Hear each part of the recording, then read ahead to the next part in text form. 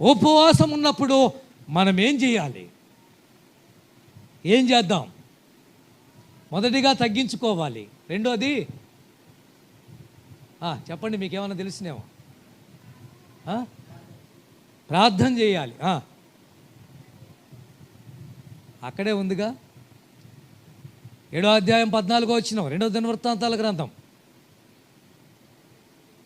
నన్ను వెదకి తర్వాత నా పేరు పెట్టబడిన నా ప్రజలు తమ్ము తాము తగ్గించుకొని ప్రార్థన చేసి నన్ను వెదకి తమ చెడు మార్గాలను వదిలిపెట్టాలి.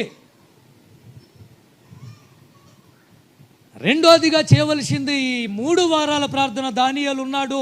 ఆ దానియేలు ప్రార్థనను మనం ఈ సంవత్సరం చేయబోతున్నాము. దానియేలు గురించి వీలైతే చెప్తాను అప్పుడప్పుడు.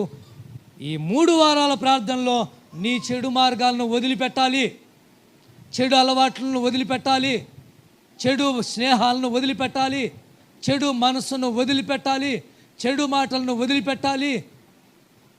ఈ వదిలిపెట్టకుండా నువ్వు ఉపవాసం ఉన్నట్లయితే నీ ఉపవాసం వల్ల ఏ లాభము లేదు. అది నీ పిల్లలకు ఉపయోగం లేదు, నీ కుటుంబానికి ఉపయోగం లేదు, నీ విజయానికి అది ఏమాత్రం ఉపయోగపడదు. నీకు రావలసిన ఆశీర్వాదం రాకుండా ఆపేస్తుంది. ఎందుకంటే చెడులోనే ఉండి నువ్వు ఉపవాసం చేస్తున్నావు కాబట్టి. ఇప్పుడు మీరే చెప్పండి. ఇందాక ఉదాహరణ సుంకరి పరిచయాన్ని పెట్టాను. ఇప్పుడు ఎవరిని పెడదాం? ఈ అంశానికి ఎవరిని పెడదాం? ఎవరిని పెడదాం? ఎవరు వదిలిపెట్టారు? ఏ ఊరు వాళ్ళు వదిలిపెట్టారు? ఇప్పుడు చెప్పండి. ఏ ఊరు వాళ్ళు వదిలిపెట్టారు? నినివే పట్టణస్థులు. ఎన్ని రోజులు సువార్త విన్నారు వాళ్ళు? నెల రోజులా? 3 సంవత్సరాలా? చెప్పండి. 3 వారాలా? ఒకే ఒక రోజు యోనా వెళ్ళాడు. ఈ నినివే పట్టణము గతి సొదొమ గొమొర్రా పట్టణానికి పట్టిన గతి పట్టబోతుంది, జాగ్రత్త పడండి అని ఒకే ఒక రోజు అండి. ఒక్క రోజే సువార్త ప్రకటిస్తే ఊరు మొత్తం తిరగల. తెలుసా మీకు? నినివే పట్టణం అంతా తిరగల. ఒక రోజు ప్రయాణం అంత దూరం వెళ్ళి ప్రకటించాడు. ఆ తర్వాత వెళ్ళి ఎక్కడో కొండ దగ్గర కూర్చున్నాడు. ఒక్క రోజుకు వాళ్ళల్లో ఒక మార్పు వచ్చిందండి. అసలు ఇది ఎలా జరిగింది? ఎలా మారారు వాళ్ళు? అరే, ప్రధానమంత్రి కిందకు దిగాడు, రాజు కిందకు దిగాడు, గోనె పట్ట కట్టుకున్నారు, ఊరంతా సాటింపేశారు. అందరూ ఉపవాసం ఉండండి, అందరూ గోనె పట్ట కట్టుకోండి, పిల్లలు ఉపవాసం ఉండాలి, గొడ్లను గోదలను వదలటానికి వీల్లేదు. ఎవరక్కడ మాట్లాడుతుంది అని చెప్పి ఊరంతా నినివే పట్టణస్థులంతా 120,000 మంది వాళ్ళు చేసింది ఏమిటో తెలుసా? ఉపవాసం ఉన్నప్పుడు ఎన్నో వచనం? 6వ వచనమా? చదవండి. 9వ వచనం, యోనా గ్రంథం 3వ అధ్యాయం 9వ వచనం. మనుషులందరూ ఏం వదిలిపెట్టాలి? ఏమి వదిలిపెట్టాలి? ఉపవాసం ఉన్నప్పుడు తమ దుర్మార్గాలను వదిలిపెట్టి ఏమి వదిలిపెట్టాలి? బలాత్కారము, పాపాన్ని వదిలిపెట్టి మానుకోవాలి. 21 రోజు మానుకోవాలి. నీ అలవాటు మానుకోవాలి. అంటే తర్వాత చేయమని కాదండు. ఈ 21 రోజులో నువ్వు మానుకున్నప్పుడు అన్నీ మానుకునే అవకాశం దొరుకుతుంది. ఈరోజు ఏ అలవాటు అయితే ఉందో, ఏ ఆలోచన అయితే ఉందో, ఏ చెడు వైపుకు నీ మనసు ఉందో దాన్ని ఈరోజు వదిలిపెట్టాలి. చదువు, ఇంకా చదువు. మనుషులేమి, పశువులేమి, సమస్తమును గోనె పట్ట కట్టుకొనవలెను. మనసు పూర్తిగా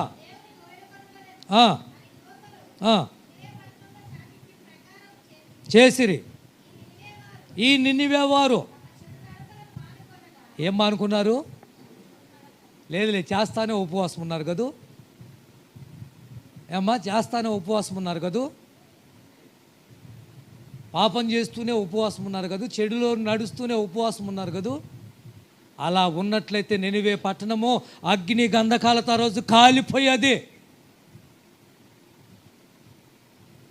నిన్న నిన్న ఎప్పుడో ఒక వీడియో పెట్టారు, మీరు ఎంతమంది చూశారో నాకు తెలియదు, అది ఎక్కడో జరిగింది. వాళ్ళు హేళనగా ఎగతాళి చేస్తూ దేవుని మందిరంలో ప్రార్థన చేస్తున్న వారిని ఏమో చూశారా? వీడియో చూశారా? దేవుని మందిరంలో ప్రార్థన చేస్తున్న వారిని ఎగతాళి చేస్తూ మాట్లాడుతూ ఏదో చేయటానికి వచ్చారు, ఏదో చేయాలి, వీళ్ళని ఏదో ఒకటి చేయాలని వచ్చారు. ఆకాశం నుంచి అగ్ని దిగేసింది. ఆ వీడియో మన గ్రూప్లో ఉంటుంది, చూడండి. ఆకాశం నుంచి అగ్ని దిగేసింది, అక్కడ అందరినీ కాల్చి పడేసింది. పక్కనే ప్రార్థన చేస్తున్న వారి మీదకి మాత్రం అగ్ని రాలేదు. వాళ్ళు కాలిపోలేదు, వీళ్ళు కాలిపోయారు. వాళ్ళందరూ మాడి మసై బైకులు గీకులు అన్నీ కాలిపోయినాయి. ఇలా పడి ఉన్నారు కాలిపోయిన వాళ్ళు. ఎంత బీభత్సం! ఇలాంటి భయంకరమైన అగ్నికి ఆహుతి కాబోతుంది నినివే పట్టణము. ఒక్కరోజు సువార్త విని రాజు చెప్పాడు, ఎవరు పశువులను వదలొద్దు, ఎవరు పొలానికి వెళ్ళొద్దు, ఎవరు వ్యాపారానికి వెళ్ళొద్దు, ఎవరు ఉద్యోగానికి వెళ్ళొద్దు, ఎవరు పని బాటలకు వెళ్ళొద్దు. ఏం చేద్దాం? ఉపవాసం ఉందాం. ఎలా ఉందామో? దుర్మార్గాలను మానేద్దాం, చెడు మార్గాలను మానుకుందాం, చెడు చేయటం మానేద్దాం, బలాత్కారాలు మానేద్దాం, ఉపవాసం ఉండి ప్రార్థన చేద్దాం. 21 రోజు చేయవలసింది ఇదే. ఉపవాసం ఉంటే కుదరదు. దానికి చేయవలసింది ఏంటో తెలుసా? ఏదైతే దేవునికి ఆయాసకరమైన చెడు ఉందో దాన్ని వదిలిపెట్టాలి. ఏబు గ్రంథంలో కూడా ఒక మాటలు ఉంటాయి, చూడండి. ఏబు గ్రంథం చూడండి, 11వ అధ్యాయం అనుకుంటా, 11వ అధ్యాయం 14వ వచనం. పాపము నీ చేతిలో ఉండటం చూసి ఏం పెట్టాలి? విడిచిపెట్టాలా? పట్టుకునే ఉండాలా? పట్టుకునే ఉందామా? పోయినసారి ఎప్పుడు చెప్పానుగా, ఆఫ్రికా దేశంలో కోతులు ఎక్కువ ఉంటాయి. ఏమి ఎక్కువ ఉంటాయి ఏమ్మా? వినండి. ఆఫ్రికా దేశంలో, బాబు వినండి, ఆఫ్రికా దేశంలో నువ్వు దగ్గరికి రావచ్చుగా, ఆడ కూర్చోబోతు, ఎక్కడికి రావచ్చుగా ప్రభు. దీనికి ఏం చేస్తారంటే, మీరు వీలైతే టీవీ కనెక్షన్ ఇవ్వండి, బాగుంటుంది. అవకాశం ఉందా అట్లా ఇవ్వటం? టీవీ కనెక్షన్ ఇవ్వండి. ఆఫ్రికా దేశంలో కోతులు ఎక్కువగా ఉంటాయి కాబట్టి కోతులను పట్టే వాళ్ళు కూడా ఎక్కువగా ఉంటారు, వేటగాళ్ళు. వాళ్ళు పట్టడానికి వెళ్ళినప్పుడు వాళ్ళు చేసే ప్రయత్నం ఎలా చేస్తారో తెలుసా?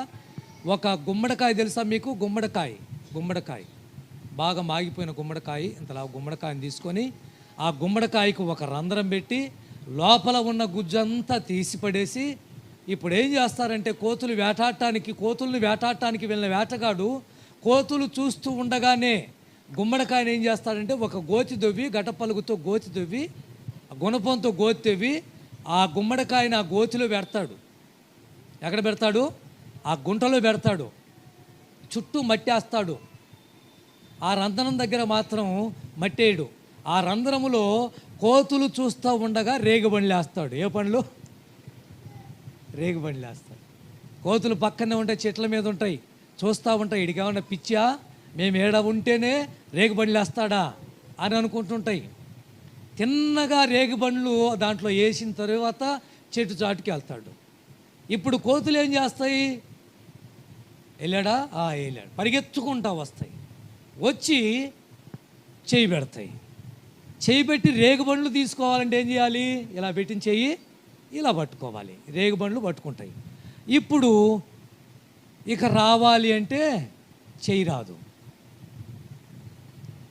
అక్కడి నుంచి వేటగాడు తిన్నగా వస్తూ ఉంటాడు.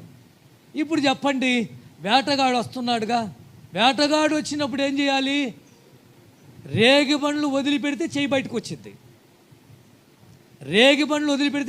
వచ్చింది. కానీ వదిలిపెట్టవు అవి, అలాగనే వేటగాడి దగ్గరకు వచ్చాడు అయినా వదిలిపెట్టవు, వేటగాడి దగ్గరకు వచ్చాడు అయినా వదిలిపెట్టవు. వాడు వస్తాడు, ఒక గొల్చేస్తాడు, దాన్ని పట్టుకుంటాడు, ఆ గుణపంతో మళ్ళీ కదిలిస్తాడు, గుమ్మడికాయని పైకి లేపుతాడు. ఇప్పుడు వెళ్తా ఉంటే గుమ్మడికాయనైనా ఎత్తుకొని వస్తాయి కానీ చెయ్యి మాత్రం వదిలిపెట్టవు. ఈరోజు మనుషులు ఉన్నారు, పాపాన్ని వదిలిపెట్టలేక అల్లాడిపోతున్నారు. నీ గుడారములో నుండి ఆడుంది, నీ గుడారములో నుండి దుర్మార్గతను నీవు తీసిపడేస్తే నిశ్చయముగా నీవు నీతిమంతుడిగా బతుకుతావో. అప్పుడు ఎలా ఉంటావు? స్థిరపడతావు నిశ్చయముగా. ఏ బతుకైతే బతికి ఆ బతుకు పోతుంది. తర్వాత